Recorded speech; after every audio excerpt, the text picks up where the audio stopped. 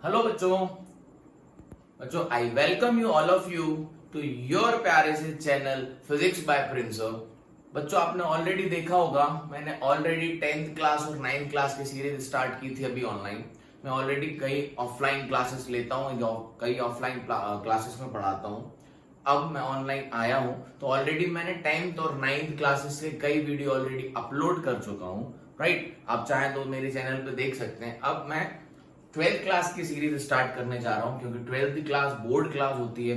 I hope कि आपको ये हेल्प कर पाए। मैं अपने पूरा ट्राई करूंगा आपको सारे कंसेप्ट क्लियर करने के लिए। ऑलराइट, तो हम अब फर्स्ट चैप्टर स्टार्ट करने जा रहे हैं क्लास 12 का, electric charge and field. I hope and already आप लोग इस चैप्टर को अपने स्कूल या कोचिंग इंस्टीट्यूट में पढ़ चुके होंगे। राइट, तो अपन इसको बढ़िया तरीके से पढ़ते हैं, आपको पक्का हेल्प करेगा। एक तरीके से आपका रिवीजन भी हो जाएगा इससे, और अगर आपने नहीं भी पढ़ा हो तो ऑल आई होप सारे के सारे कंसेप्ट आपके क्लियर होंगे। आप वीडियो को पूरा देखना, पूरे चैप्टर वाइज वीडियोस धीरे धीरे अपलोड होते जाएंगे, आप इनको फॉलो करना देखना। आई गारंटी यू आप अच्छा करेंगे अपने एग्जाम्स में और आपका फाउंडेशन भी क्लियर हो जाएगा। अगर कोई बच्चे जेई नीट की प्रिपरेशन कर रहे हैं तो मैं ये नहीं कहूंगा कि इस वीडियो से आपका सिर्फ फिजिक्स का डायरेक्टली जेई नीट निकल जाएगा, बट इतनी गारंटी करता हूं कि आपका बेसिक अच्छा हो जाएगा। और बोर्ड वालों का तो लिए तो 100% ये वीडियो बहुत अच्छा है। राइट, क्योंकि ऑनलाइन और ऑफलाइन में जमीन आसमान का अंतर होता है बच्चों। जेई नीट के लिए जो है वो अलग ही लेवल होता है। हम उसको यहाँ कवर तो करेंगे, बट आप कहोगे अकेले उससे हमारा जेई नीट निकल जाए तो वो थोड़ा सा मुश्किल है। राइट, उसके लिए अलग लेवल की मेहनत होती है, बट यहाँ पर हम सारे कंसेप्ट टॉपिक्स कवर करेंगे। उससे आप जेई नीट के क्वेश्चंस भी सॉल्व कर सकते हैं, उसमें कोई इशू नहीं है ना। ओके फाइन, तो बच्चों में स्टार्ट करने जा रहे हैं इलेक्ट्रिक चार्ज एंड फील्ड। तो बेसिकली ये चैप्टर है, इट कम्स अंडर इलेक्ट्रोस्टैटिक। ये जो चैप्टर है बच्चों ये किसके अंदर आता है? इलेक्ट्रोस्टैटिक।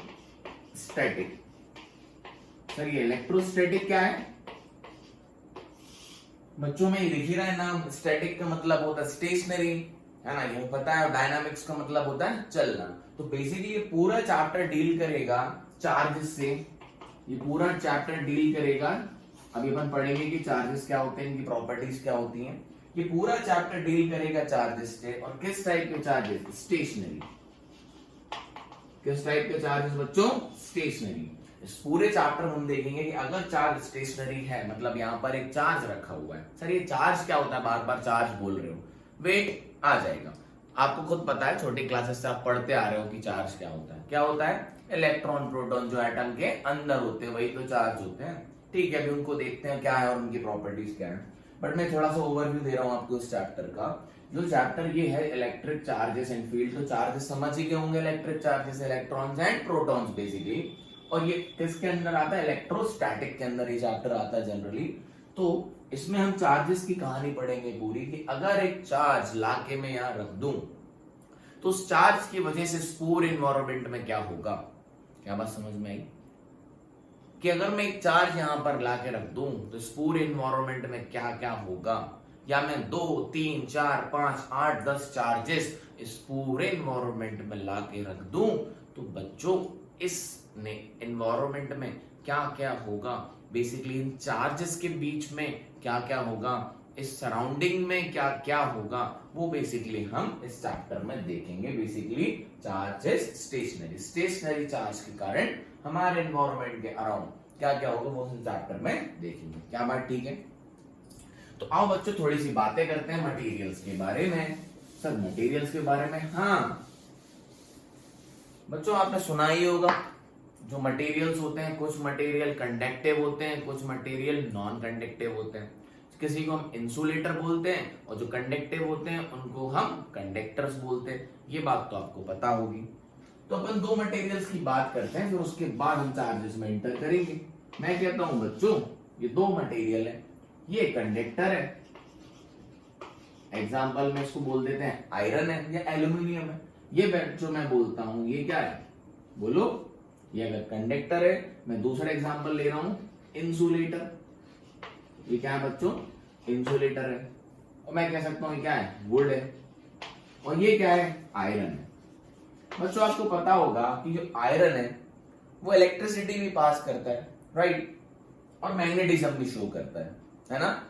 ये इलेक्ट्रिक बिहेवियर भी शो करता है और मैग्नेटिक बिहेवियर भी शो करता है। हमारे एक टाइप के और मटेरियल्स होते हैं सेमीकंडक्टर्स, जो हम 14th चैप्टर में डिस्कस करेंगे, अभी उनकी यहाँ पर कोई रिक्वायरमेंट नहीं है। तो बच्चों एक टाइप के मटेरियल होते हैं कंडक्टर, जो इलेक्ट्रिसिटी कंडक्ट करते हैं। मेन खेल पूरा इलेक्ट्रिसिटी का ही पढ़ना है हमें।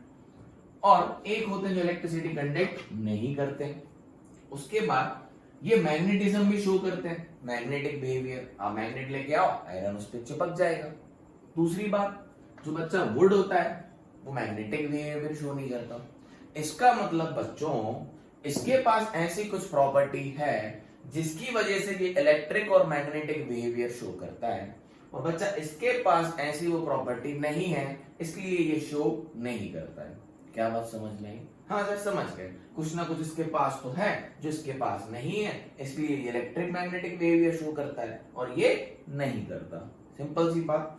यहीं से कहानी चालू होती है बच्चा चार्ज की। किसकी? चार्ज की। चार्ज क्या है बच्चों? चार्ज ही वही प्रॉपर्टी है। Charge is the property by virtue of which the material shows electric और मैग्नेटिक बिहेवियर।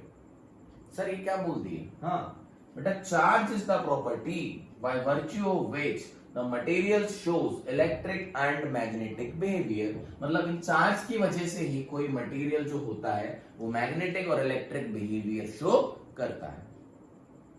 क्या बात समझ में? अब ये चार्जेस क्या होते हैं सर? ये चार्जेस क्या होते हैं सर? और चार्जेस तो बेटा इंसुलेटर में भी होते हैं। अभी धीरे धीरे आपको क्लियरिटी होगी, आओ देखते हैं। तो सर इसमें भी होते हैं तो क्यों नहीं बता, धीरे धीरे सब समझ में आएगा। बस वीडियो को बढ़िया नोट्स बनाना है, पेन कॉपी साथ रखना है, लेट के ईयरफोन लगा के नहीं पढ़ना है ना। चलिए आइए।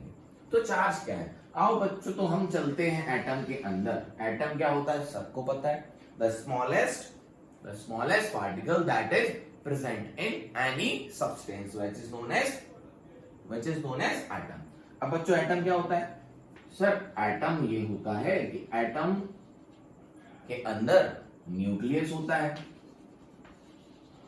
स्मॉलेस्ट पार्टिकल जो भी प्रेजेंट होता है किसी भी मटेरियल के पास, जो अब तक हम जानते हैं, इनके बाद भी आए हैं, तो उसको हम क्या बोलते हैं? एटम्स। तो एटम्स के अंदर बेटा जो उसका सेंटर कोर होता है एटम का, ये सेंट्रल पार्ट होता है, उसको हम क्या बोलते हैं? न्यूक्लियस। या आप बचपन से पढ़ते आ रहे हैं। और ये जो न्यूक्लियस है बच्चा, ये किससे बनता है? प्रोटॉन प्लस न्यूट्रॉन, है ना। Proton plus neutron. और इसके जो पेरीफेरी में होते हैं बच्चों, क्या होते हैं? इलेक्ट्रॉन्स। क्या होते हैं? इलेक्ट्रॉन। जो इसके सर्कुलर अराउंड, इसके आउटर रीजन में जो घूमते हैं, उसको हम क्या बोलते हैं? इलेक्ट्रॉन्स। क्या बोलते हैं? इलेक्ट्रॉन्स। तो बच्चा एटम क्या होता है? सर ऑलरेडी पता है हमें एटम क्या होता है। Atoms are the smallest particle which is present in the matter. हम मैटर को काट काट के छोटा छोटा करके सबसे स्मॉलेस्ट पार्टिकल पर जो पहुंचते हैं वो एटम होता है। और सर वो कैसे बनता है? सर एटम जो होता है उसके अंदर सेंट्रल कोर में न्यूक्लियस होता है, स्फेरिकल शेप का सर एटम होता है। उसके सेंटर में न्यूक्लियस होता है जो कि प्रोटॉन प्लस न्यूट्रॉन से मिलके बनता है। और आउटर फेरी पे, सर्कमफेरेंस पे मैं कह सकता हूं कौन रिवॉल्व करते हैं? इलेक्ट्रॉन करते हैं। तो बेसिकली बच्चों किससे बना हुआ है एटम? एटम बना हुआ है प्रोटॉन, न्यूट्रॉन और इलेक्ट्रॉन से। प्रोटॉन, न्यूट्रॉन और इलेक्ट्रॉन से। तो बच्चा ये जो हमारे इलेक्ट्रॉन, हमें पता है सब चीजें, आपको पता है, लेकिन डिवाइस मारना पड़ेगा एक बार, है ना, करना पड़ेगा, तभी ये समझ आएगा। तो बच्चों इलेक्ट्रॉन और प्रोटॉन क्या होते हैं? ये बच्चों चार्जेस होते हैं, ये ही कहलाते हैं charges. Electron and proton. Electron and proton which are present inside the atoms are known as charges. तो बच्चा एटम होता कहां है? एटम भी तो बच्चा मटेरियल के अंदर ही होता है ना। तो मटेरियल के अंदर होते क्या है? चार्जेस, जिनकी वजह से ये इलेक्ट्रिक और मैग्नेटिक बिहेवियर शो करते हैं। क्या बात समझ में आई? यस और नो? तो सर आपने अभी अभी एक बात बोली थी कि आयरन था और वुड था। तो सर आयरन में भी चार्जेस होते हैं, मतलब आयरन भी एटम से बनता है तो उसमें भी चार्जेस हुए, और वुड भी एटम से बनता है तो उसमें भी चार्जेस हुए। हाँ बच्चों, इसमें भी चार्जेस हैं और इसमें भी चार्जेस हैं, बस ये शो करता है और ये शो नहीं करता। इसका भी रीजन है कि बच्चों जो कंडक्टर्स होते हैं, कौन होते हैं? कंडक्टर्स। कंडक्टर्स मतलब जो इलेक्ट्रिसिटी कंडक्ट करते हैं बेसिकली, या मैग्नेटिज्म शो करते हैं बेसिकली। उन कंडक्टर्स में से ह्यूज अमाउंट ऑफ, ऐसे लिख सकते हैं, huge amount of free charges available. क्या है बच्चों? ये जो कंडक्टर्स होते हैं इसमें जो चार्जेस होते हैं वो ह्यूज अमाउंट में अवेलेबल होते हैं, फ्री होने चाहिए। इनमें क्या होता है बच्चों? इंसुलेटर्स में बेसिकली, इंसुलेटर्स के अंदर जो चार्जेस हैं वो हाईली बाउंड होते हैं एटम के अंदर, उनको हम आसानी से रिलीज नहीं कर सकते और बहुत कम अमाउंट में बेसिकली प्रेजेंट होते हैं।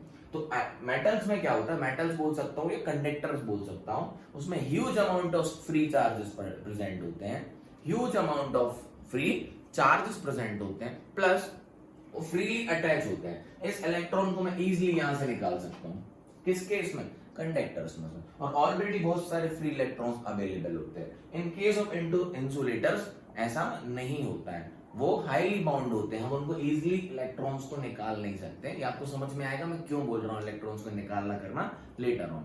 तो बहुत सारे हमें millions and trillions of free charges चाहिए पड़ते हैं इलेक्ट्रिसिटी कंडक्ट कराने के लिए, है ना, मैग्नेटिज्म शो कराने के लिए, जो कि इनके पास इतने फ्रीली अवेलेबल नहीं होते। चार्जेस तो होते हैं लेकिन फ्रीली अवेलेबल नहीं होते, तो ये शो नहीं करते हैं, बट ये करते हैं। तो बच्चों चार्जेस क्या है? बच्चों चार्जेस क्या है? Charges are the properties of a material basically. Charges is a property of a material by virtue of which it shows electric और magnetic behavior। इन चार्जेस की वजह से ही कोई भी मटेरियल इलेक्ट्रिक और मैग्नेटिक बिहेवियर शो करता है। यस और नो? और बच्चा चार्जेस कितने टाइप के होते हैं? 2 टाइप्स के होते हैं। कौन कौन से? Electron and proton. Electron and proton. Clarity है? बोले? हाँ सर क्लियर। थोड़ी और चर्चा करते हैं हम इस पे, थोड़ी और डिस्कशन बढ़ाते हैं इसके ऊपर। अब हम किन की बात करेंगे? सिर्फ चार्जेस की। तो आप समझ चुके होंगे चार्जेस की वजह से इलेक्ट्रिक मैग्नेटिक बिहेवियर आता है। चार्जेस कौन कौन से होते हैं? इलेक्ट्रॉन प्रोटॉन होते हैं। अब इनकी मैं थोड़ी सी बात करता हूं धीरे धीरे, ये क्या है और इनकी प्रॉपर्टीज क्या है। क्लियरिटी है? आइए तो बच्चों मैं इनकी बात करूं अगर चार्जेस की, तो 2 टाइप के हमारे चार्जेस हो गए, इलेक्ट्रॉन एंड प्रोटॉन। अब बच्चों ये चार्जेस हैं एटम के अंदर होते हैं, तो इनका मासेस भी होता है। क्या होता है? इनका मासेस भी होता है। तो इनका मैं मास की बात करूं तो बच्चों जो मास ऑफ द प्रोटॉन होता है वो कितना होता है? 1.672 into 10 to the power -27 kg। ये एक प्रोटॉन का मास होता है। वही बच्चा एक न्यूट्रॉन का मास होता है 1.675 into 10 to the power -27 kg। थोड़ा सा स्लाइटली डिफरेंस होता है इनके मासेस में, बट ऑलमोस्ट दोनों सेम ही है। ये न्यूट्रॉन क्या है सर? प्रोटॉन और न्यूट्रॉन की, प्रोटॉन इलेक्ट्रॉन की बात कर रहे हो तब से। सर ये न्यूट्रॉन क्या है? बच्चा हुआ क्या, जो न्यूट्रॉन है ना वो न्यूट्रल रहा, जो न्यूट्रॉन है ना वो न्यूट्रल रहा, लेकिन जो प्रोटॉन और इलेक्ट्रॉन है ये न्यूट्रल नहीं है। इसका मतलब क्या है मैं आपको ऐसे समझाता हूं। जब हमने एक इलेक्ट्रॉन और एक प्रोटॉन रखा तो इनके बीच में अट्रैक्शन हो गया। हाँ सर बात समझ आ गई। फिर मैंने एक प्रोटॉन और प्रोटॉन रखा तो बच्चा इनके बीच में रिपल्शन हो गया। तब मैंने बच्चा एक इलेक्ट्रॉन और इलेक्ट्रॉन रखा तो इनके बीच में फिर से रिपल्शन हो गया। बट जब मैं न्यूट्रॉन के साथ इलेक्ट्रॉन रख रहा हूं, न्यूट्रॉन के साथ प्रोटॉन रख रहा हूं, तो इनके साथ कुछ नहीं हो रहा।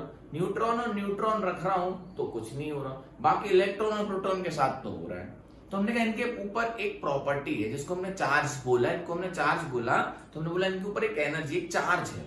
किन के पास हुआ? ये इलेक्ट्रॉन और प्रोटॉन के पास हुआ ना। न्यूट्रॉन कुछ नहीं कर रहा तो हमने बोला न्यूट्रॉन क्या है? न्यूट्रल है। बट इसके पास मास होता है, एटम को ये मास प्रोवाइड करता है। एटम का मास होता है, इसकी वजह से भी होता है। इसमें एटम का मास तो जुड़ेगा न्यूट्रॉन का, बट इसके ऊपर कोई भी चार्ज नहीं होता। क्या बात समझ में आई? हाँ सर समझ गए। और मास ऑफ इलेक्ट्रॉन, बेटा इलेक्ट्रॉन बहुत ही लाइट वेट होता है जिसका मास होता है 9.1 into 10 to the power -31 kg। ये मासेस हमारे काम आते हैं तो हमें पता होना चाहिए। तो ये मास ऑफ प्रोटॉन होता है, न्यूट्रॉन होता है और ये इलेक्ट्रॉन होता है। ये बहुत कम मासेस है बेसिकली। और प्रोटॉन और न्यूट्रॉन का मास ऑलमोस्ट सेम है। अभी आपको लग रहा हो सर ये समय पता है, बट ये थोड़ा इंट्रोडक्शन है चार्जेस का, अभी मजा आएगा आपको चैप्टर में जैसे हम कूलम्स लॉ में एंटर करेंगे। क्या बात ठीक है?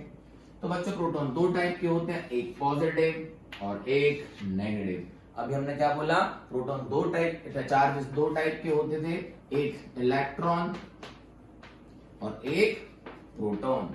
तो बच्चा जो इलेक्ट्रॉन होता है वो नेगेटिव चार्ज होता है और जो प्रोटॉन होता है वो पॉजिटिव चार्ज होता है। तो हर किसी ना किसी चीज को किसी ना किसी यूनिट से बताना पड़ता है। जैसे हम बोलते हैं ना फोर्स, तो फोर्स के लिए एक यूनिट बनाई गई न्यूटन, तो चार्जेस के लिए भी एक यूनिट बनाएगी। और जो एक इलेक्ट्रॉन और प्रोटॉन के ऊपर जो चार्ज होता है बच्चा, वो कितना होता है 1.6 into 10 to the power -19 coulomb. तो चार्ज को किस यूनिट में मेजर किया जाता है? कूलम में। किस यूनिट में मेजर किया जाता है बच्चों? चार्ज को कूलम में मेजर किया जाता है। कूलम इसकी एसआई यूनिट है, एसआई यूनिट ऑफ चार्ज। क्या है बच्चों? एसआई यूनिट ऑफ चार्ज बच्चों कूलम है। क्या बात समझ में है ना? ये क्या है? ये चार्ज है किसके ऊपर? Plus minus. अगर बोले प्रोटॉन है तो प्रोटॉन के ऊपर कितना होता है 1.6 इंटू 10 टू दी पावर -19, और इलेक्ट्रॉन है तो इसके ऊपर कितना होता है -1.6 into 10 to the power -19 coulomb. Coulomb हमारे साइंटिस्ट थे, धीरे से उनका इंट्रोडक्शन भी आएगा, अभी उन्हीं के नाम पे इनकी यूनिट पड़ी है। तो चार्ज की एक यूनिट होती है। चार्ज कौन है? इलेक्ट्रॉन और प्रोटॉन को बोला गया चार्ज। हर चीज को मेजर करने के लिए मेजरिंग क्वांटिटी होती है, तो इसकी क्या है ऐसा यूनिट? कूलम। जो कि बहुत ही छोटी क्वांटिटी जो एक इलेक्ट्रॉन और प्रोटॉन के ऊपर होता है। क्लियरिटी है? यस और नो? डन? आइए अब हम इनकी प्रॉपर्टीज की बात करते हैं। किसकी? चार्जेस की। ध्यान से सुनते चलना, बहुत आसान है, आप सबको शायद पता भी हो सारी properties. Okay fine. Charges are of two types. तो हम कैसे लिख सकते हैं? पॉजिटिव चार्ज होता है, हाँ सर होता है, और नेगेटिव चार्ज होता है, पॉजिटिव चार्ज होता है और नेगेटिव चार्ज होता है, हाँ सर होता है। दूसरी बात करते हैं, इनके ऊपर जो चार्ज होता है बच्चों कितना होता है? Q is equals to plus minus 1.6 into 10 to the power -19 coulomb. दो टाइप के चार्जेस होते हैं, पॉजिटिव नेगेटिव। तो पॉजिटिव कौन है? अपना प्रोटॉन, और नेगेटिव कौन है? अपना इलेक्ट्रॉन, जिसके ऊपर चार्ज कितना होता है 1.6 into 10 to the power -19 coulomb. क्या बात ठीक है? अरे यस और नो? हाँ सर ठीक है। थर्ड बात करते हैं इनकी प्रॉपर्टी की। तो बच्चों अगर सेम चार्जेस हो, जिसको हम बोलते हैं लाइक चार्जेस, प्लस का मतलब प्रोटॉन और प्रोटॉन, अगर बच्चा सेम चार्जेस है प्लस प्लस मतलब प्रोटॉन प्रोटॉन, तो इनके बीच में एक फोर्स क्रिएट होता है, इनके बीच में एक फोर्स क्रिएट होता है जिसको हम बोलते हैं इलेक्ट्रोस्टैटिक फोर्स। बच्चा आपको याद है हमने ग्रेविटेशन चैप्टर पढ़ा था 11th क्लास में, दो मासेस के बीच में कैसा फोर्स होता है? दो मासेस के बीच में बच्चा ग्रेविटेशनल फोर्सेस होता है जो हमेशा अट्रैक्टिव होता है, जो हमेशा अट्रैक्टिव होता है। सिमिलरली दो चार्जेस के बीच में भी एक फोर्स होता है जिसको हमने बोला इलेक्ट्रो, क्योंकि चार्जेस है तो इलेक्ट्रिसिटी आ जाती है, तो नाम इलेक्ट्रो स्टैटिक फोर्स। तो दो चार्ज जैसे कि दो मासेस के बीच में कैसा फोर्स लगता है? Gravitational force. तो दो चार्जेस के बीच में कौन सा फोर्स लगता है? उसको बोलते हैं इलेक्ट्रोस्टैटिक फोर्स, है ना। तो जब दो चार्जेस हैं प्लस प्लस, तो इनके बीच में बच्चा जो फोर्स लगता है उसको हम बोलते हैं रिपल्सिव लगता है। क्या बात समझ में? थर्ड प्रॉपर्टी क्या है? There is always a force between the two charges when they are separated by some distance. There is always a force between the two charges when they are separated by some distance. So जब same charge होते हैं तो उसके बीच में कैसा force लगता है बच्चों? रिपल्सिव लगता है। मतलब प्लस प्लस के बीच में क्या लगेगा? रिपल्सिव। सिमिलरली माइनस माइनस के बीच में क्या लगेगा? इसके बीच में भी बच्चों लगेगा रिपल्सिव। क्या लगेगा? रिपल्सिव। आइए लिखते हैं इनकी प्रॉपर्टी जान रहे हैं, आपको छोटी सी क्लास में भी पता होगी, है ना। सर मैं बोलूं क्या? मैं बोलूं बच्चा एक प्लस है और दूसरा माइनस है, तो इनके बीच में क्या लग जाएगा? अट्रैक्टिव। क्या लग जाएगा? अट्रैक्टिव, है ना। तो दो चार्जेस के बीच में बच्चा फोर्स लगता है जिसको हम बोलते हैं electrostatic force of attraction and repulsion. क्यों? बिकॉज ये अट्रैक्टिव भी होता है और रिपल्सिव भी होता है। बट याद करो बच्चा, ग्रेविटेशन याद है आपको? ग्रेविटेशन दो मासेस होते थे, ये हम डिफरेंस भी सीखते जा रहे हैं, m1 m2, इनके बीच में डिस्टेंस होता था r, तो वहां पर एक ग्रेविटेशनल फोर्स होता था, फॉर्मूला शायद आपको याद हो, g m1 m2 upon r square. But ये फॉर्मूला है इसका भी आएगा भी, इनके बीच में कितना होता है।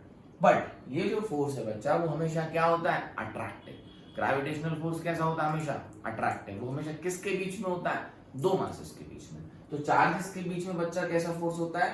अट्रैक्टिव भी और रिपल्सिव भी। क्लियरिटी है? नोट कर लो, आ जाता है एग्जाम में लिखने की, right the properties of charges. इसकी वजह से एक छोटा सा क्वेश्चन भी बनेगा भी, जो नई प्रॉपर्टी हम पढ़ने वाले। आइए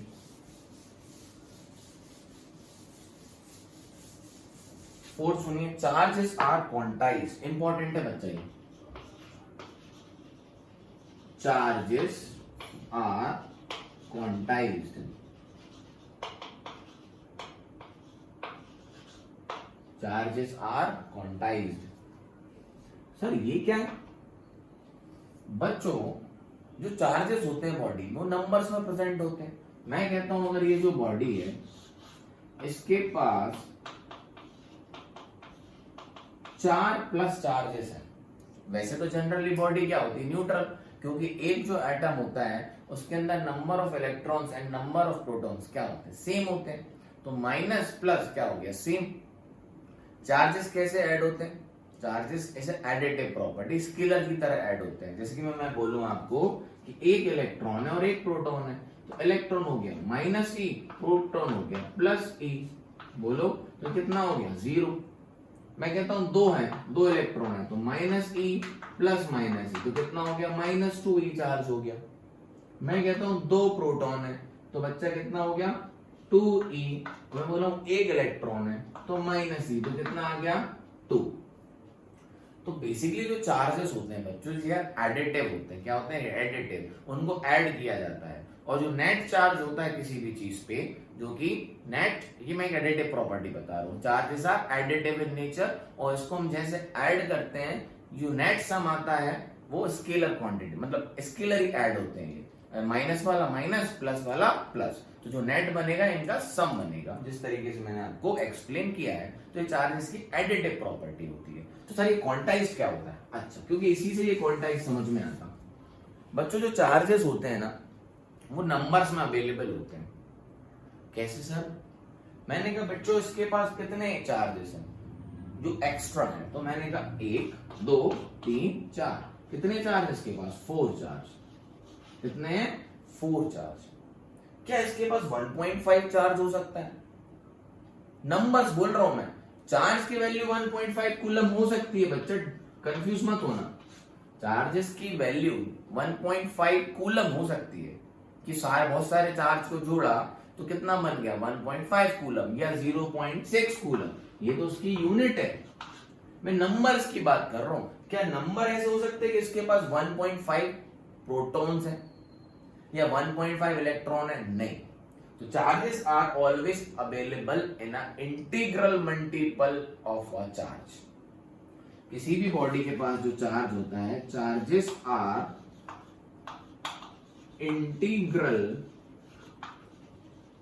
multiple of a single charge. क्या है? Charge are quantized. चार्जेस क्या है? क्वांटाइज्ड। ये इंटीजर मल्टीपल में होते हैं। कैसे होते हैं? मैं आपसे अगर जनरल बात में बोलूं तो मैं बोल दूं 1.5 चार्ज होता है क्या नंबर्स में? नहीं। तो बेसिकली बच्चों बॉडी के पास टोटल चार्ज कितना होगा? तो मैं कहूंगा टोटल चार्ज बच्चों बॉडी के पास होगा Q, जो कितना होगा? N is the number of charge multiply by E। E क्या है? Charge on a single charge, जो कि 1.6 इंटू 10 टू द पावर -19 होता है। तो चार्जेस क्या है? क्वांटाइज्ड है। चार्जेस क्या है? क्वांटाइज्ड है। जो कैसे होते हैं? Integer multiple. इंटीजर क्या होता है? 1 2 3 4 5, है ना? ये पॉइंट में नहीं होता कि n की वैल्यू 1.5 नहीं हो सकती। इसका मतलब कि जो चार्ज है वो 1.5 नंबर में नहीं हो सकते।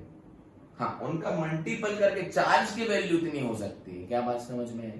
तो charge are quantize, basically they are integral multiple of a single charge. मतलब मैं कहता हूं इसके पास कितने चार्ज हैं? 4, तो इसके ऊपर चार्ज कितना होगा? 4 इंटू जो एक पे चार्ज होगा, मतलब Q, मतलब बड़ा Q total charge, N into E, और E क्या है? एक पे चार्ज। समझ में आ? प्लस होगा तो प्रोटॉन का होगा तो प्लस E ले लेंगे, नहीं होगा तो माइनस E ले लेंगे। E की वैल्यू कितनी है?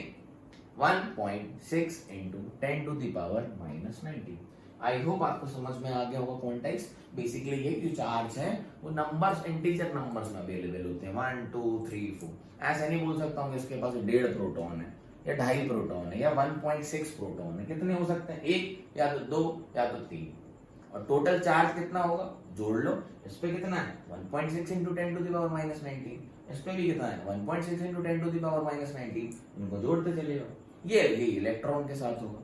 ये बॉडी चार्ज कैसे होती है वो भी हम समझेंगे कि बॉडी पे चार्ज कैसे आता है। जनरली बॉडी कैसे होती है बच्चा? न्यूट्रल, माने नंबर ऑफ इलेक्ट्रॉन और नंबर ऑफ प्रोटॉन क्या है? सेम। तो प्लस भी सेम हो गए और माइनस भी सेम हो गए, तो दोनों को जोड़ेंगे तो क्या हो गया? न्यूट्रल। क्या बात है? ठीक है? अरे बोलो, डन है? एक और बात सुनो, जो चार्जेस आर, कौन सी प्रॉपर्टी है? फिफ्थ लिख लेते हैं। Charges are invariable. इसका मतलब क्या हुआ? जो चार्ज है वो इनवेरिएबल प्रॉपर्टी है, मतलब इसके ऊपर जो चार्ज है बच्चा वो कभी बदलेगा नहीं। 1.6 into 10 to the power minus 19 coulomb. एक चार्ज, मतलब मैं कहूं इलेक्ट्रॉन और मैं कहूं प्रोटॉन, तो इनके ऊपर कितना चार्ज है?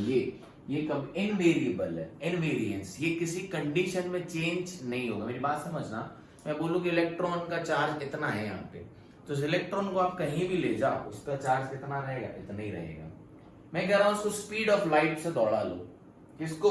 इलेक्ट्रॉन को। इलेक्ट्रॉन को अगर मैं स्पीड ऑफ लाइट से दौड़ा दूं, कितने से? स्पीड ऑफ लाइट मतलब 3 into 10 to the power 8 metre पर सेकेंड, तो इसकी चार्ज की वैल्यू में कोई चेंज नहीं आएगा। इसलिए हम बोलते हैं with the conditions there it is invariance, मतलब इसमें कोई वेरिएशन नहीं आएगा। किसमें? चार्ज की वैल्यू में। अगर एक इलेक्ट्रॉन पे इतना चार्ज होता है 1.6 into 10 to the power minus 19, तो ये बच्चा फिक्स है, किसी भी कंडीशन में चेंज नहीं होगा। तो सर ऐसी बातें क्यों कर रहे हो? इसलिए कर रहा हूं बच्चा कि जो मास है, क्या है? मास है। एक रेस्ट मास और एक मूविंग मास अलग अलग होता है, आपने 11th क्लास में पढ़ रखा होगा। कैसे? Mass of the body is equals to m0 upon under root of 1 minus v square upon c square. ये रिलेशन आपने देखा होगा मास के रिस्पेक्ट में। ये क्या है? Mass when the body is moving with the velocity v। अगर कोई बॉडी v वेलोसिटी से चल रही है तो उसका मास कितना होगा? m0 upon under root of 1 minus v square upon c square. v किसकी वेलोसिटी? मास की, मास वेलोसिटी। और c क्या है? Light velocity. क्या है? Light velocity. तो आप इस रिलेशन को देखो, बेसिकली हम किसी मासेस को लाइट के बराबर की स्पीड तक एक्सेलरेट कर ही नहीं पाते। लाइट की स्पीड बहुत होती है बच्चा, 3 into 10 to the power 8 metre पर सेकेंड। अगर हम किसी पार्टिकल को अगर लाइट की वेलोसिटी से एक्सेलरेट करा दें, समझ में आ रहा, तो ये 1 हो जाएगा और ये 0 हो जाएगा। अभी मास भयंकर बहुत बड़ा मास हो जाएगा। तो अगर हम किसी भी चीज को, जो वेलोसिटी ऑफ बॉडी है लाइट के रिस्पेक्ट में क्या होती है? बहुत ही कम। और ये क्या है? m0, ये रेस्ट मास है। ये m0 क्या है बच्चा? Rest mass. तो जो हम जनरली कितनी वेलोसिटी से चलते हैं? 10 मीटर, 20 मीटर, 50 मीटर, 100 मीटर पर सेकेंड, ये कह सकते हो। तो इसमें कोई चेंज नहीं आता है। तो जो हमारा मास होता है वो रेस्ट मास के ही बराबर होता है ऑलरेडी। जैसे मेरा अभी जो मास है वो कितना है? Rest mass. लेकिन मैं लाइट की अगर वेलोसिटी से चलने लगूं तो मेरा मास बदल जाएगा। या मैं कहूं लाइट की वेलोसिटी से आधा ही चलने लगूं तो भी मेरा मास चेंज हो जाएगा, बढ़ जाएगा। समझ में आ रहा? बट ऐसा चार्ज की वैल्यू के साथ नहीं होता। चार्ज के मास के साथ जरूर हो सकता है, लेकिन चार्ज की वैल्यू के साथ नहीं होता। क्या बात समझ आई? तो due to change in the condition the change in the value of charge does not take place, इसलिए हम इसको बोलते हैं चार्जेस आर इनवेरिएबल प्रॉपर्टी, ये बदलती नहीं। नोट करो, नोट करो बच्चा, समझ आया? क्लियरिटी हो रही? तो समझ आ रहा है क्या चल रहा है? एक एक चीज बहुत अच्छे से एक्सप्लेन कर रहा हूं बच्चा, मैं टाइम ले लेके, है ना। चलो, एम नॉट क्या होता है? Rest mass. तो मास बदल जाता है जब वेलोसिटी बदल जाए। हालांकि जितनी वेलोसिटी हम ला नहीं पाते हैं, हमें बहुत हैवी वेलोसिटी चाहिए, इसलिए जो हमारा मास होता है वो रेस्ट मास में ज्यादा उसमें वेरिएशन आता ही नहीं है, बिकॉज हम इतनी वेलोसिटी नहीं ला पाते। वेरिएशन कब आएगा? जब हम लाइट के वेलोसिटी के कंपैरेबल चलना चालू करेंगे, तो वो तो बहुत ज्यादा है, पॉसिबल है ही नहीं हम किसी पार्टिकल को इतना एक्सेलरेट कर पाए। क्या बात समझ में आई? तो charge are invariable property, but mass invariable है क्या? नहीं सर, मास तो वेरिएबल है, वेलोसिटी के साथ बदल जाता है सर। क्या आपको क्लियरिटी हो गई है सारी प्रॉपर्टीज की? चार्ज क्वांटाइज होता है और टोटल चार्ज कितना होता है बॉडी पे? Q इंटू एन इंटू ई। ये किसी भी बॉडी पे टोटल चार्ज होता है। क्या बात है समझ में? और चार्ज इनवेरिएबल प्रॉपर्टी, किसी भी सर्कमस्टेंसेस में किसी भी कंडीशन में चेंज नहीं होगी। और टोटल चार्ज अगर किसी बॉडी पे निकालना हो तो हम बोल सकते हैं n into charge on one body. Clarity है? हाँ सर, क्लियर है। आइए तो एक और प्रॉपर्टी देखते हैं, कौन सी बची है सर? Conservation of charge.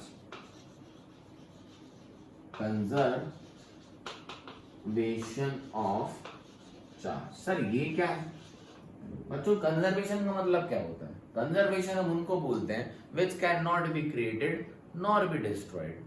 तो चार्ज को बच्चों ना तो बनाया जा सकता है ना तो मिटाया जा सकता है। मैं कहूंगा अगर एक आइसोलेटेड बॉडी है, क्या है? एक आइसोलेटेड बॉडी है,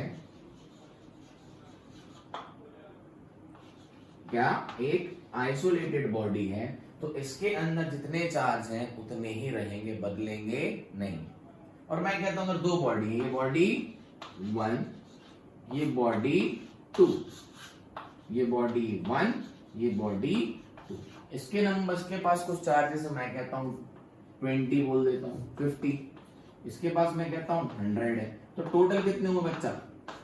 150। मैं कहता हूं ये अपनी चार्ज शेयर भी कर लें, अगर इसके चार्ज इसमें चले जाएं, कुछ इसके चार्ज इसमें आ जाएं, मैं कहता हूं इसके सारे इसमें आ जाएं, तो ये टोटल चार्ज इन दोनों बॉडी के, इनको अगर मैं लूं इन दोनों बॉडी के, तो क्या होंगे? कंजर्व्ड होंगे। क्या होंगे? कंजर्व्ड होंगे, बदलेंगे नहीं, चेंज हो जाएंगे एक दूसरे में। सर ये चार्ज कैसे चेंज होते हैं बेटा? अभी बस देखने वाले हैं इसके बाद कि चार्ज बॉडीज क्या होती है, चार्ज आता कैसे है बॉडी के ऊपर। बॉडी जनरली न्यूट्रल होती है। क्या होती है? न्यूट्रल होती है, लेकिन उनको चार्ज किया जाता है, इनमें चार्ज लाया जाता है। कैसे हम देखेंगे। तो एक बॉडी दो बॉडी, तो इनके बीच में अगर इनको आइसोलेट कर दे तो इनका चार्ज क्या होगा? कंजर्व्ड होगा। क्या होगा? कंजर्व्ड होगा, मतलब can not be created, can not be destroyed. कौन? चार्ज कंजर्व्ड होता है। टोटल सम हमेशा क्या रहेगा? कांस्टेंट। इनका इन दोनों में अलग अलग हो सकता है। इसमें मान लो अगर इनके बीच में एक्सचेंज हो जाए चार्जेस का, क्या हो जाए? एक्सचेंज। तो इसके पास सपोज 30 बचे, कितने बचे? 30, तो यहाँ कितने हो जाएंगे? 120। इनके बीच आपस में तो चार्ज चेंज हो जाएगा, बट इनका जो नेट सम रहेगा नंबर ऑफ चार्जेस का बोल रहा हूं, वो क्या होगा? 150। समझ में? मतलब चार्जेस आर कंजर्व्ड, वेयर बेटा मास कंजर्व्ड नहीं होता है। आपने आइंस्टाइन की थ्योरी पढ़ी है, E equal to mc square, E equal to mc square. उसमें बच्चा अगर मैं इसके अंदर कोई मास रखा हुआ है, उसको किसमें कन्वर्ट किया जा सकता है? एनर्जी में। किसमें कन्वर्ट किया जा सकता है? एनर्जी में। तो मास तो कम हो जाएगा, लेकिन जो नंबर ऑफ चार्जेस होंगे वो नहीं कम होंगे, वो तो उतने के उतने रहेंगे। तो मास कंजर्व्ड नहीं है। मास can be converted into energy, वो तो खत्म हो जाएगा मास, बट चार्जेस जितने होंगे उतने ही रहेंगे। तो charges are conserved but mass is not conserved. क्या आपको क्लियरिटी है पूरी? कंजर्वेशन ऑफ चार्जेस क्लियर है? हाँ सर, अब समझ में आ गए चार्जेस की कैसी कैसी प्रॉपर्टी होती है। ओहो, आई होप आपको क्लियर हो रहा होगा। मैं बहुत स्लोली चल रहा हूं, अभी बेसिक्स है। बेसिक अच्छा होना चाहिए, फाउंडेशन अच्छा होना चाहिए, तभी मजा आता है। बच्चा अगर नींव अच्छी नहीं है ना तो बिल्डिंग को गिरना ही है। तो पिलर बेस अच्छा होना चाहिए, है ना। आओ देखते हैं चार्ज बॉडीज।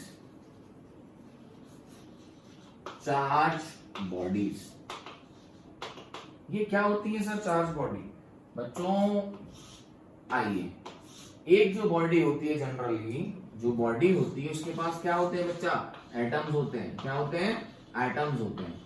और एटम्स के पास नंबर ऑफ इलेक्ट्रॉन्स और नंबर ऑफ प्रोटॉन्स सेम होते हैं। एक जो बॉडी होती है उसके पास क्या होते हैं? एटम्स होते हैं। और एटम्स के पास number of electrons and number of protons same होते हैं। तो जब प्लस ई बराबर माइनस ई हो जाए तो सम कितना हो जाएगा? 0। मतलब उसके ऊपर कोई चार्ज है ही नहीं। तो जब एक एटम के पास कोई चार्ज है ही नहीं, अब इसके अंदर कितने भी एटम हो तो कोई चार्ज है ही नहीं, तो इनको हम क्या बोलते हैं? Neutral bodies. तो सर आप बोल तो रहे हो चार्ज बॉडी, पढ़ा रहे हो न्यूट्रल बता रहे हो, तो पहले पता तो चले न्यूट्रल क्या होती है, उसके बाद ही तो चार्ज आएगी। तो जनरली बॉडीज क्या होती है? न्यूट्रल। इसका मतलब क्या? जब नंबर ऑफ क्या proton is equals to number of electron, अगर ये हो जाए किसी भी बॉडी के पास, अगर नंबर ऑफ प्रोटॉन और नंबर ऑफ इलेक्ट्रॉन बच्चा क्या है? सेम है, तो बॉडी कैसी होती है? न्यूट्रल। सर ये बात तो ठीक है। तो चार्ज क्या होती है? जब बच्चा, सर बच्चा बच्चे नहीं, बड़े हो गए, बच्चे बच्चे बोल रहे हो आप हमको। अरे अभी हमारे लिए तो बच्चे ही हो। जब number of proton is not equals to number of electron, the body is said to be charged. जब नंबर ऑफ प्रोटॉन और नंबर ऑफ इलेक्ट्रॉन किसी भी बॉडी में सेम है तो बॉडी कैसी होती है? न्यूट्रल। ये इंट्रोडक्शन चल रहा है चार्ज का। चैप्टर तो धमाकेदार है, मजा आ जाएगा आपको। टफ भी है, इजी भी है। टफ है, हम आपको इजी बना देंगे। और number of proton is not equal to number of electron, the body is said to be charge. क्या बात समझ में? ऐसी बॉडी को न्यूट्रल बोला जाता है, ऐसी बॉडी को चार्ज बोला जाता है। जब बराबर हो तो न्यूट्रल, क्योंकि प्लस ई माइनस ई 0। और जब बराबर ना हो तो कुछ ना कुछ तो चार्ज आएगा, प्लस आएगा या तो माइनस आएगा। क्लियरिटी है? डन है? आगे बढ़े? हाँ सर, आइए देखें। बच्चों मुझे चौक से पढ़ाने में पता नहीं क्यों मजा आता है, दिखता भी अच्छा है। आपको लग रहा हो अच्छा दिख रहा है? हाँ सर दिख तो रहा है, आप तो पढ़ाते रहो। आइए तो सुनिए, when the body has unequal number of electrons and protons, when the body has unequal number of electrons and protons, the body is said to be charged. तो बेसिकली चार्ज बॉडी बच्चा दो टाइप की होती है। एक positively charge, क्या होती है? एक पॉजिटिवली चार्ज, और दूसरी होती है नेगेटिवली चार्ज। एक होती है पॉजिटिवली चार्ज और दूसरी होती है नेगेटिवली चार्ज। क्या बात समझ में आई? चार्ज बॉडीज बच्चा दो टाइप की होती हैं, एक पॉजिटिवली चार्ज और एक नेगेटिवली चार्ज। सर ये क्या होती है? ओके, पर पहले पढ़ चुके। When a body is unequal number of electrons and protons, the body is said to be charge. तो एक पॉजिटिव चार्ज और एक नेगेटिव चार्ज आप खुद समझ चुके हो। अब मैं आपसे कहूं, if number of protons is greater than number of electrons, सोच के देखो, अगर जब प्रोटॉन ज्यादा है और इलेक्ट्रॉन कम है, एग्जांपल ले लो कि अगर 5 प्रोटॉन है और 2 इलेक्ट्रॉन है, तो इनको जोड़ो तो कितना आएगा? 3 प्रोटॉन। और प्रोटॉन कैसा चार्ज होता है? 5 प्रोटॉन प्लस 2 इलेक्ट्रॉन, है ना? इनको चार्ज करने के ऊपर ई है ना, तो ये 5e हो जाएगा, ये 2e हो जाएगा माइनस का। तो 5e माइनस 2e तो क्या आ जाएगा? 3e। मतलब 3 प्रोटॉन बचे। प्रोटॉन का चार्ज कितना? 1.6 इंटू 10 टू दी पावर -19, है ना? तो यहाँ कौन बचे? 3 प्लस के। हम सिर्फ वो चार्ज शो करते हैं बॉडी में जो एक्स्ट्रा है, होंगे तो उसके पास लाखों करोड़ों, जो एक्स्ट्रा उनकी बात करते हैं। तो जब number of proton is greater than number of electron, the body is said to be positively charge. क्या है बच्चा? जब बॉडी के पास number of proton number of electron से ज्यादा है तो बॉडी कैसी है? Positively charge. तो आप बताओ नेगेटिव कैसी होगी? क्या बताओ नेगेटिव कैसी होगी? अरे सर अब क्या है? when the body has number of electrons number of electrons more than number of protons, the body is said to be negatively charged. ये कैसी है? Negative charge. क्या बात समझ में आई? अगर प्रोटॉन ज्यादा है बॉडी के पास तो पॉजिटिवली चार्ज, और अगर इलेक्ट्रॉन ज्यादा है बॉडी के पास तो नेगेटिवली चार्ज। क्या बात समझ में आई? यस और नो? तो दो टाइप की चार्ज बॉडीज होती हैं, एक पॉजिटिवली चार्ज, एक नेगेटिवली चार्ज। एक पॉजिटिवली चार्ज और एक नेगेटिवली चार्ज, है ना? बोलो, डन है? प्रोटॉन ज्यादा है तो पॉजिटिवली चार्ज, और इसको इलेक्ट्रॉन डेफिशिएंट भी बोल सकते हैं, इलेक्ट्रॉन की कमी। इलेक्ट्रॉन की कमी मतलब प्रोटॉन ज्यादा है। वैसे तो बॉडी से बराबर होते हैं सर, बराबर होते तो ये अलग अलग कैसे हो जाएंगे? चार्ज करके। सर चार्ज क्या होता है? अभी करेंगे, देखते हैं बॉडी कैसे चार्ज की जाती है, इनको अलग अलग कैसे करेंगे। क्या बात समझ आई? तो ये क्या है? Negatively charge. डन है बात? तो नंबर ऑफ इलेक्ट्रॉन ज्यादा है प्रोटॉन से तो नेगेटिव चार्ज। आगे बढ़े, नोट कर लो प्रॉपर्टी से जनरल। ये तो आप समझ भी सकते हो, लेकिन नोट्स बनाओ अच्छे से, आपको मजा आएगा। अभी हम स्कूल के छोटे छोटे से एग्जाम देते हैं, उसमें पूछ लिया जाती है ये सब चीजें। सर छोटे छोटे क्या होता है? एग्जाम एग्जाम होता है, हमें डर लगता है, आपको बड़ा छोटा छोटा लग रहा है। आइए, तो बॉडीज को अब हमने पता कर लिया कि दो टाइप के चार्ज होते हैं। तो इस पे अभी हम चार्जिंग ऑफ द बॉडीज के बाद पढ़ेंगे। यहाँ से एक दो क्वेश्चंस उठा लेते हैं। अभी हमने एक सीखा था कि बॉडी पे टोटल चार्ज क्या होता है? N इंटू ई। मैं क्यू भी लिख देता हूं, N इंटू ई। हाँ सर पढ़ा था। अब मैं आपसे बोलूं बच्चा कि एक बॉडी है, एक बॉडी है, उसके बाद जो नंबर ऑफ प्रोटॉन्स है, नंबर ऑफ प्रोटॉन्स, एक्स्ट्रा बात कर रहा हूं, जो एक्स्ट्रा वाले हैं, नंबर ऑफ प्रोटॉन्स है वो 2 इंटू 10 टू दी पावर 8 है। नंबर्स की बात कर रहा हूं, कितने नंबर ऑफ प्रोटॉन्स है? 2 इंटू 10 टू दी पावर 8। कितने नंबर ऑफ प्रोटॉन एक बॉडी के पास? 2 इंटू 10 टू दी पावर 8। तो उस बॉडी पे कितना चार्ज है? सर एक इलेक्ट्रॉन का जो चार्ज होता है वो 1.6 into 10 to the power -19 coulomb होता है ना? तो टोटल बॉडी पे कितना होगा? सर इतने बार इनको जोड़ दो, मतलब n इंटू ई। तो n कितना है? 2 into 10 to the power 8 multiply by 1.6 into 10 to the power -19 coulomb. तो क्यों यहां से क्या निकल के आया? 8 से बच्चा ये कटा तो ये बच्चा -11, तो 10 to the power -11। 2 into 1.6 is 3.2 coulomb. ये बच्चा चार्ज हो गया इस बॉडी पे। तो मैं समझ आया क्वेश्चन? क्वांटाइजेशन पे। क्वांटाइजेशन क्या होता है? टोटल बॉडी पे कितना चार्ज होता है, जितने चार्ज है उन सब का चार्ज जोड़ दो। अब सब पे चार्ज सेम है तो n इंटू ई, है ना? भाई साहब जितने चार्ज हैं सबका चार्ज जोड़ दो, है ना? दिख रहा है आपको? तो जब चार्ज सेम है तो क्या हो जाएगा? n into E.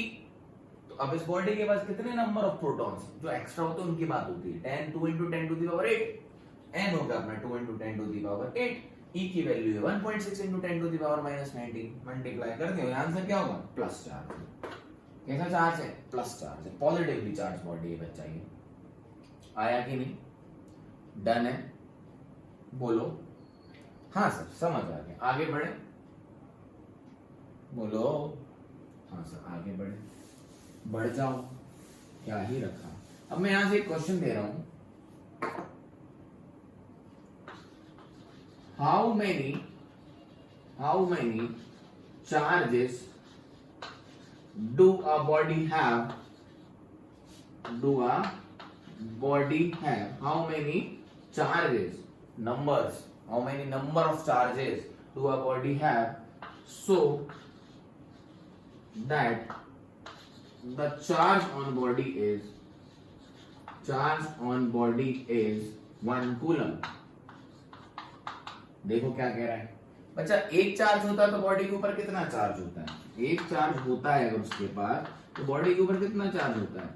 1.6 into 10 to the power -19 coulomb. तो वो ये बोल रहा है कि बॉडी के पास कितने नंबर ऑफ चार्ज हो कि बॉडी के पास टोटल चार्ज कितना हो जाए? 1 कूलम। आओ निकालते हैं। हमें पता है टोटल चार्ज कितना क्यू होता है, n इंटू ई। तो बच्चा क्यू कितना होना चाहिए? 1 कूलम। नहीं आया? 1 कूलम क्यू की वैल्यू। तो इस तरफ क्या रख दो? 1, सॉल्यूशन कर रहे हैं, इस तरफ क्या रख दो 1, n की वैल्यू निकाल ली है, ये तो निकाल ली, कितने चार्ज मिलके एक कूलम का चार्ज बना दे। एक चार्ज कितना देता है 1.6 into 10 to the power minus 19 coulomb, तो कितने चार्ज मिलके एक कूलम का चार्ज बना दे, तो हमने इस तरफ लिख लिया 1 which is equals to n into e की value 1.6 into 10 to the power minus 19, तो 1 को बच्चा जब मैं 1.6 into 10 to the power minus 19 से क्या कर दूं डिवाइड, तो यहाँ क्या बचा n, बोलो ये बच्चों ऊपर चला जाएगा तो क्या हो जाएगा 10 की पावर 18, मैं सॉल्व करा देता हूँ, वैसे तो डायरेक्ट आपको पता भी होगा, 10 की power 19 divided by 1.6 into n, हाँ कि ना, बोलो डन है।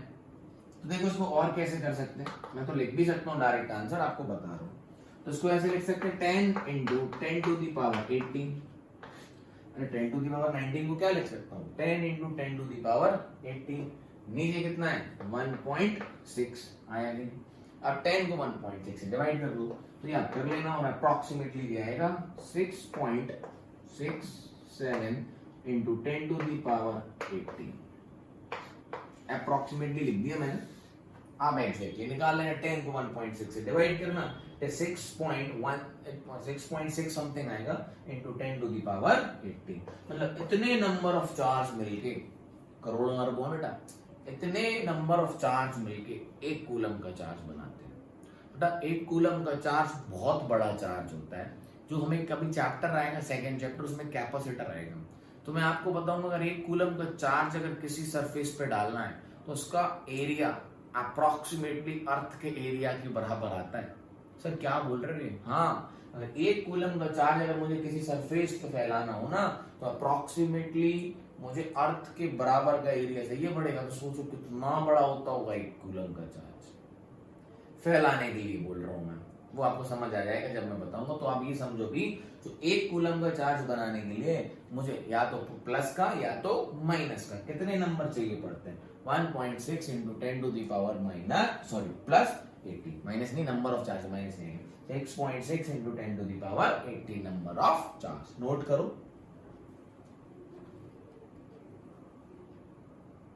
कहां चले गए सर, मैं बच्चा वीडियो देख लेता हूँ, कभी कभी हो जाता है बंद हो गया चलते चलते, मेहनत चली जाएगी। डन है, बोले हाँ सर, इस तरीके के क्वेश्चन कर सकते हो, बोलो बोलो बोलो, हाँ सर कर सकते हैं। आओ एक और ले लें, बोल रहा हूं एक बॉडी के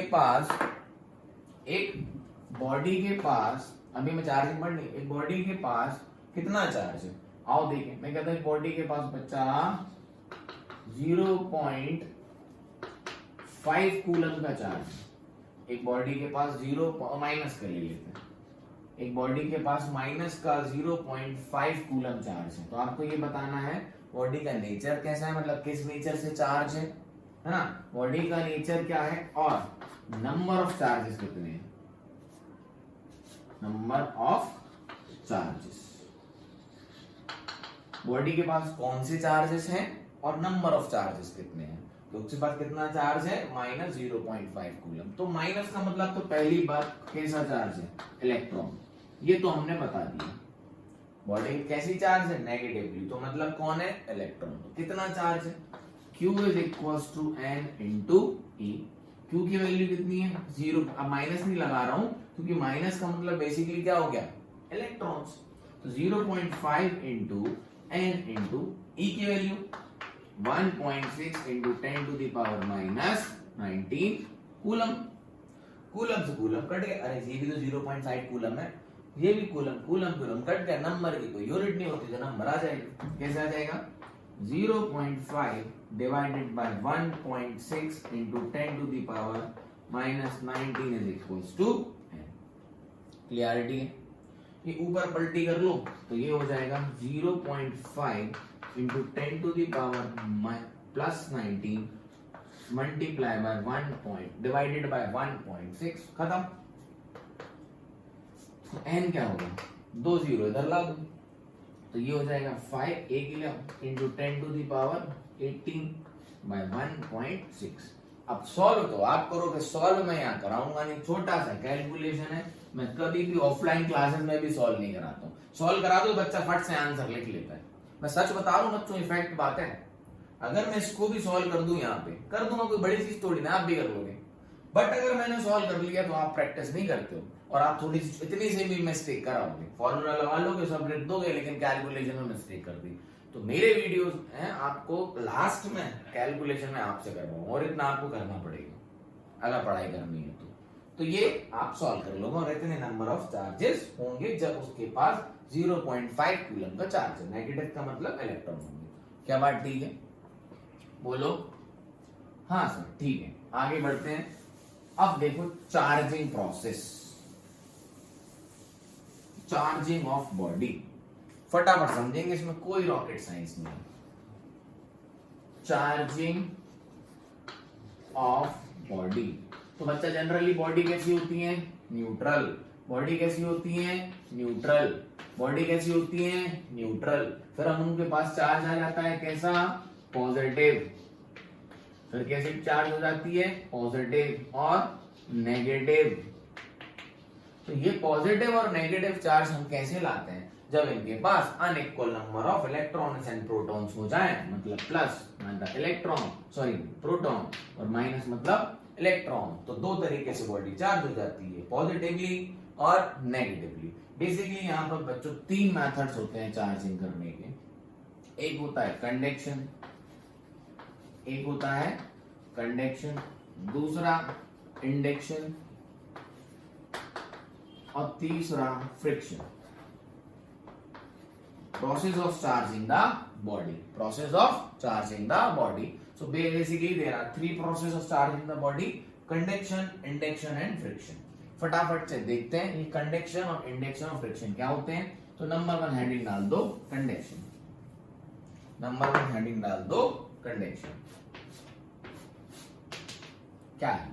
मैं कहता हूं बच्चों मेरे पास पहले से एक पॉजिटिवली चार्ज बॉडी है। कैसी है? पॉजिटिव चार्ज बॉडी है। और एक न्यूट्रल बॉडी है। और ये क्या है? एक न्यूट्रल बॉडी, इसके पास कोई चार्ज नहीं है। अब मैं क्या करूंगा, इनको फिजिकली कांटेक्ट में लाऊंगा। ये ए है, ये बी है, मैं इनको फिजिकली कांटेक्ट में लाऊंगा। तो जब मैं इनको फिजिकली कांटेक्ट में लाया तो ये ऐसे कांटेक्ट में आएंगी, यस और नो? हाँ सर आ जाएंगे। तो क्या होगा बच्चा, जो इसके पास पॉजिटिव चार्ज थे, कुछ पॉजिटिव चार्ज इसमें ट्रांसफर हो गए। क्यों? क्योंकि उसके लिए स्पेस मिल गई। ये पॉजिटिव पॉजिटिव थे तो उनके बीच में फोर्स ऑफ रिपल्शन होगा। पॉजिटिव पॉजिटिव के बीच में कैसा होता है? Force of repulsion, force of repulsion. तो ये कुछ चार्जेस इसके कारण इस बॉडी में ट्रांसफर हो जाते हैं, उनको अवेलेबिलिटी मिल गई बाहर जाने की। ये चार्जेस ले सकती है बॉडी। तो कुछ पॉजिटिव चार्ज इस बॉडी से इस बॉडी में चले गए, तो कैसी चार्ज हो गई? Positively charge, positively charge. तो बच्चा कंडक्शन क्या होता है? कंडक्शन एक ऐसा प्रोसेस होता है जिसमें ऑलरेडी एक चार्ज बॉडी जब फिजिकली किसी दूसरी न्यूट्रल बॉडी के कांटेक्ट में आ सकती है, चार्ज भी हो सकता है। When any charged body physically comes in contact with another body, there is transfer of charges takes place. There is transfer of charges takes place and the other body gets charged. तो कैसा charge आया? Same nature का। कैसे charge होती है conduction में? Same nature से। कैसे चार्ज होती है? सेम नेचर से। क्या बात समझ में आई? अरे यस और नो? बच्चा एक सेकेंड, छोटे सा इशू हो गया, कोई बात नहीं, चलिएगा, हो जाता है जल्दी जल्दी।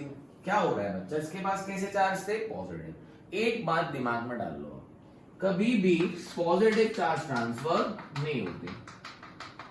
जनरली हम ये मानते हैं, क्यों? क्योंकि बच्चा पॉजिटिव चार्ज कहां होता है? न्यूक्लियस में। छोटी सी मिस्टेक हो गई, कोई बात नहीं, देख लिया, सही कर देंगे, गलती हो जाती है। ये क्या है? न्यूक्लियस। तो पॉजिटिव चार्ज किसके अंदर होते हैं? न्यूक्लियस के अंदर। और ये हाईली बाउंड होते हैं न्यूक्लियस के अंदर। कैसे होते हैं? बहुत, क्योंकि nucleus force is the strongest force in nature. हम पढ़ेंगे न्यूक्लियस चैप्टर में। जो न्यूक्लियर फोर्स होता है, it is the strongest force in nature.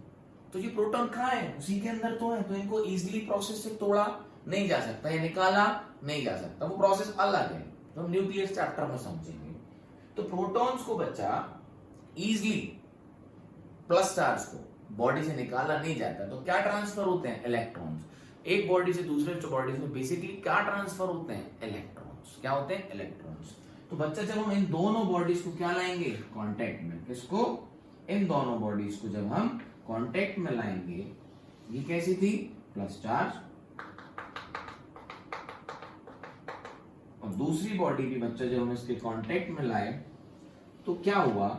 यहाँ क्या है? प्लस प्लस चार्ज है, और हमें पता है प्लस और नेगेटिव अट्रैक्ट करते हैं, तो फटाफट से यहाँ के जो कुछ इलेक्ट्रॉन्स होंगे वो यहाँ जंप कर जाएंगे इस बॉडी में। क्यों करेंगे? क्योंकि ये नहीं जा सकते, ये प्रोटॉन्स हैं। ये क्या है? प्रोटॉन्स है। प्रोटॉन न्यूक्लियस के अंदर होते हैं, हाईली अट्रैक्ट होते हैं। तो कंडक्शन क्या है? कंडक्शन में जब दो बॉडी एक दूसरे के कांटेक्ट में आती है physically, the transfer of charges takes place. तो जब यहाँ पर प्लस चार्ज था इस बॉडी के नेगेटिव चार्जेस पे, अगर नेगेटिव क्यों आए आप समझ गए, पॉजिटिव क्यों नहीं गए ये भी रीजन मैंने आपको दे दिया। तो नेगेटिव चार्जेस में आ गए, तो जब मान लो इसमें तो कुछ नेगेटिव यहाँ उठ के आ जाएंगे, इसमें से जब कुछ नेगेटिव यहाँ से यहाँ आ जाएंगे, तो ज्यादा क्या बचेंगे? पॉजिटिव।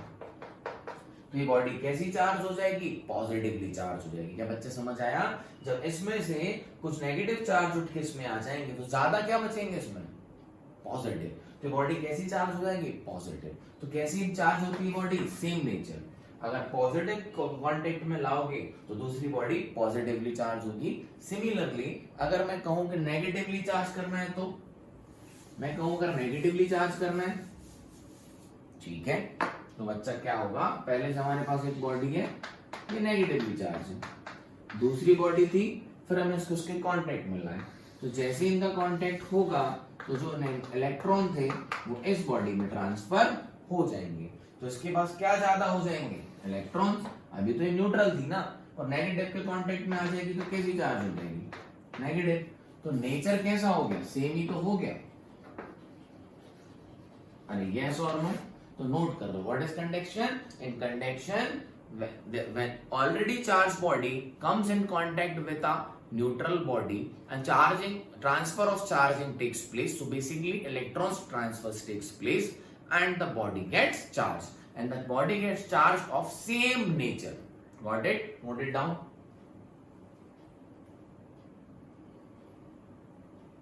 Done है? Done है? Good to go. समझ आया what is conduction? जल्दी जल्दी में थोड़ी सी मिस्टेक हो गई थी, अपन ने बच्चा प्रोटॉन भेज दिए थे, प्रोटॉन नहीं जाते। कौन जाते हैं? इलेक्ट्रॉन्स। आइए तो अब हम समझते हैं इंडक्शन। बहुत स्लोली पढ़ रहे हैं, इंट्रोडक्शन चल रहा है। नेक्स्ट वीडियो में हमारा कूलम्स लॉ आएगा, मजा आ जाएगा चैप्टर में। बच्चा इंडक्शन, इंडक्शन क्या है? बच्चा सपोज मेरे पास एक प्लस बॉडी है, क्या है? प्लस बॉडी, और एक दूसरी बॉडी अगर मैं इसके कांटेक्ट सामने लाया, ये ऑलरेडी चार्ज एक प्लस बॉडी थी मेरे पास बच्चों, इसके सामने एक बॉडी लाया तो क्या होगा? इंड्यूस्ड हो जाएंगे, चार्जेस इंड्यूस्ड हो जाएंगे। यहां कौन से आ जाएंगे? प्लस। यहां कौन से आ जाएंगे? प्लस। और यहां कौन से आ जाएंगे? सॉरी, यहां कौन से आ जाएंगे? प्लस। और यहां कौन से आ जाएंगे? प्लस। तो यहां कौन से आ जाएंगे? माइनस। प्लस माइनस को ऊपर नीचे बोल देता हूं। अगर ये बॉडी पॉजिटिवली चार्ज है तो हमें पता है पॉजिटिव नेगेटिव को अट्रैक्ट करता है और पॉजिटिव पॉजिटिव को रिपल करता है। ड्यू टू दिस इस सरफेस पे, इस जगह पे नेगेटिव चार्ज इंड्यूस्ड हो जाएंगे, इसी को बोलते हैं इंडक्शन। इंड्यूस्ड हो गए, बट गए। यहां पर पूरे सरफेस पे क्या होगा? इस तरफ नेगेटिव, और पॉजिटिव पॉजिटिव रिपल होते हैं तो वो इस सरफेस पे क्या हो गए? पॉजिटिव। अब छोटी सी एक बात बताता हूं मैं आपको, अर्थिंग। सर ये क्या है? सर ये तो मैंने घर में सुना हुआ है अर्थिंग। एक तार लेते हैं सर, अर्थ में डाल देते हैं। क्यों? बच्चा जो अर्थ होता है ना, जो अर्थ होता है ये चार्जेस का रिजर्वायर है, कंडक्टर है। Earth is a conductor. अर्थ क्या है? कंडक्टर है बच्चों। इलेक्ट्रिसिटी कंडक्ट करता है अर्थ। कैसे बच्चों? अर्थ जो होता है वो एक रिजर्वायर है चार्जेस का। वो चार्ज ले भी सकता है और चार्जेस दे भी सकता है। अर्थ क्या है? एक कंडक्टर है। तो जब भी हम किसी कंडक्टर में चार्ज में ट्रांसफर कराते हैं तो देखो क्या होगा। मैं क्या करूंगा, आप बोलो इस बॉडी को कैसे चार्ज करना है। सर सर सर इस बॉडी को नेगेटिवली चार्ज कर दो, इसको नेगेटिवली चार्ज कर दो। तो इस वाली सरफेस से हम एक वायर लेंगे और अर्थ में लगा देंगे, तो क्या होगा, अर्थ यहां से इलेक्ट्रॉन्स का ट्रांसफर कर देगा, चार्जेस का, काय का ट्रांसफर कर देगा, इलेक्ट्रॉन का, और इन सबको क्या कर देगा, न्यूट्रलाइज कर देगा। तो जब इन सबको एक एक इलेक्ट्रॉन मिल जाएगा तो ये सब क्या हो जाएंगे, न्यूट्रलाइज हो जाएंगे। क्या हो जाएंगे, न्यूट्रलाइज हो जाएंगे। तो हम अर्थिंग हटा देंगे तो ये बॉडी के पास कैसे चार्जेस बचेंगे, नेगेटिव। तो कैसी चार्ज होगी बॉडी, नेगेटिवली चार्ज होगी। क्या बात समझ में, अर्थ क्या है बच्चों, अर्थ कंडक्टर है, रिजर्वायर है चार्जेस का। इस तरफ ने कनेक्ट किया तो उसने क्या दे दिए, इलेक्ट्रॉन्स। तो इलेक्ट्रॉन्स दिए तो ये क्या हो गए, न्यूट्रलाइज हो गए। क्या बात समझ में। अगर बच्चा इसी को मुझे पॉजिटिवली चार्ज करना था तो कैसे चार्ज करना था, पॉजिटिवली, कोई बात नहीं, लो। तो यहां क्या आ जाएंगे, नेगेटिव, यहां क्या आ जाएंगे, पॉजिटिव। अब आप अर्थिंग को इस तरफ से करिए, इस फेस पे, अर्थिंग भी डिपेंड करती है। तो क्या होगा, तो रिजर्वायर चार्ज ले भी सकता है, दे भी सकता है। तो ये जो इलेक्ट्रॉन होंगे ये कहां ट्रांसफर हो जाएंगे, अर्थ में। कहां ट्रांसफर हो जाएंगे, अर्थ में। तो बच्चा बचेंगे क्या, बचेंगे क्या, पॉजिटिव। तो इंडक्शन में हम बॉडी पॉजिटिव भी चार्ज कर सकते हैं, नेगेटिव भी चार्ज कर सकते हैं। तो क्या इंडक्शन में फिजिकल कांटेक्ट है, नहीं है, फिजिकल कांटेक्ट नहीं है। इंडक्शन में क्या होता है, चार सरफेसेस में इंड्यूस हो जाते हैं और सरफेस को हम अर्थिंग कर देते हैं। अर्थ क्या है, कंडक्टर है, चार्ज का ट्रांसफर कर लेता है। तो पॉजिटिव में करोगे तो इलेक्ट्रॉन की सप्लाई मार देगा, तो ये न्यूट्रलाइज हो जाएंगे, तो नेगेटिव चार्ज हो जाएगी। नेगेटिव साइड से अगर करोगे तो कंडक्टर एंड इलेक्ट्रॉन्स ट्रांसफर हो जाएंगे। क्यों यहां पर ऐसा हुआ कि ट्रांसफर बच्चा सिर्फ और सिर्फ इलेक्ट्रॉन्स होते हैं, प्रोटॉन तो न्यूक्लियस के अंदर होते हैं, वो नहीं जा सकते, वो उनको निकालना आसान नहीं है नॉर्मल प्रोसेस से। सो क्या इंडक्शन क्लियर है आपको, बोलो हाँ सर क्लियर है। आइए एक और बात करते हैं फ्रिक्शन की। किसकी बात करते हैं, फ्रिक्शन की। ये आप बचपन से सुनते आ रहे होंगे और आप करते भी आ रहे होंगे। क्या है ये सर, सर ये फ्रिक्शन क्या है सर। आइए फ्रिक्शन की बात करते हैं। फ्रिक्शन का मतलब क्या होता है, एक relative motion with respect to each other. अगर मैं किसी एक बॉडी को, अगर मैं किसी एक बॉडी को किसी दूसरे बॉडी के रिस्पेक्ट में रब करूं, ध्यान सुनना, अगर मैं किसी एक बॉडी को दूसरे बॉडी के रिस्पेक्ट में रब करूं तो यहाँ हीट एनर्जी प्रोड्यूस होती है। क्या प्रोड्यूस होती है, हीट एनर्जी। वो एनर्जी किसको मिलती है, इलेक्ट्रॉन्स को, चार्जेस को, और वो एक ट्रांसफर हो जाते हैं एक बॉडी से दूसरे बॉडी में। आपने देखा होगा जब आप कभी वुलन क्लॉथ्स को निकाल दोगे, पहनते होगे, तो वहां चार्जेस के अंदर ना थोड़ी सी कभी कभी लाइट लाइट दिखती है, वो क्या है, चार्जेस। आप बचपन में काम करते होगे, स्केल लेते होगे, अपने सिर में रब करते होगे, मेरे पास भी है। आप क्या करते होगे, स्केल लेके अपने सिर में रब करते थे बचपन में, और फिर पेपर के पास करते तो पेपर उठ जाता है, क्योंकि ये इसमें क्या आ गए, इलेक्ट्रॉन आ गए, चार्ज हो गए थे। जो उस पेपर में प्रोटॉन होंगे तो उसको क्या करता है, अट्रैक्ट करता है। अब प्रोटॉन बाहर तो आ नहीं सकते, लेकिन अट्रैक्ट तो हो सकते हैं, तो पेपर उठ जाता है। तो स्केल कैसा चार्ज हो गया, नेगेटिवली चार्ज। तो जब हम किसी भी फर हो गया या बर्ड्स के वो फर होते हैं, वूलन क्लॉथ्स होते हैं, जब इसको रब करते हो किसी भी मेटल से या अदर मटेरियल से, तो ग्लास रॉड को रब करते हो तो इनमें चार्ज इसका ट्रांसफर हो जाता है और वो पॉजिटिव नेगेटिवली चार्ज हो जाते हैं। इसको हम बोलते हैं charges by friction. What is friction, when the two bodies रब with respect to each other, the transfer of charges takes place and the body gets charged. So this is all about friction. So these are basically three methods of charging the body: conduction, induction and friction. Clarity है। और body में जब unequal number of charges हो तो body charge हो जाती है, और उस पर चार्ज हम कैसे निकालते हैं बच्चा, चार्ज हम निकालते हैं Q is equals to N into E। अब समझ में आई N कैसे आते हैं, E पर क्या होता है 1.6 into 10 to the power minus 19। ये N नंबर कैसे डेवलप होते हैं आपको पता चल चुका होगा ट्रांसफर से। ये दो बॉडी, ये तो फ्रिक्शन वाला हो गया ना, क्या बात समझ में। इसी की बात करो, ये दो बॉडी मैं एक दूसरे के रिस्पेक्ट में रब करूंगा, चार्जेस का क्या होगा, ट्रांसफर। चार्जेस का ट्रांसफर होगा, अनइक्वल नंबर ऑफ N हो जाएंगे, तो जितने N होंगे प्लस या माइनस मल्टीप्लाई कर देंगे, वो इस पे चार्जेस होगा। नहीं आया, जैसा अभी हमने किया था, हमने एक बॉडी को एक दूसरे बॉडी के कांटेक्ट में लाया, चार्जेस का ट्रांसफर हुआ, तो जितना चार्ज उस पे आया वही तो n नंबर ऑफ चार्जेस हो गए, उसी n नंबर को हमने एक चार्ज में मल्टीप्लाई कर दिया तो बॉडी का टोटल चार्ज बता दिया। ये जो हम पहले से कर रहे थे, समझ में आई n कैसे आया? Charging process, how body charges, 3 process already told you. So this is all about charges, their properties, charging processes. Go through it, make the notes properly and study well. The next video is coming with a Coulomb's law, so stay with me, subscribe, press the bell icon, तो आपको सारे notification आते रहेंगे और आप बढ़िया और हम मिलके पढ़ाई करते रहेंगे, और इस बार CBSE में हम 12th क्लास में टॉप मारेंगे बच्चों साथ मिलके, है ना? Have a good day, nice day, tata, bye bye.